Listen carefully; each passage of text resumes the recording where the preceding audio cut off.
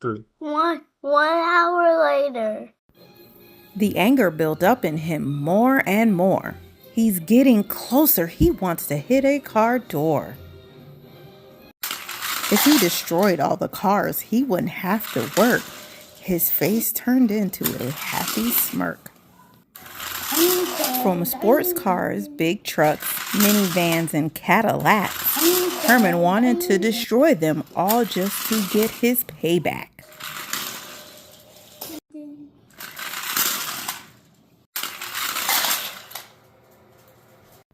Car after car, Hermon ran them all over.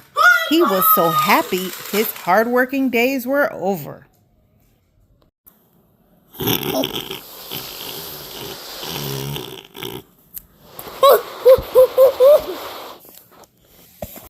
After all the crashes, everything was so extreme. Hermon woke up. It was all just a dream.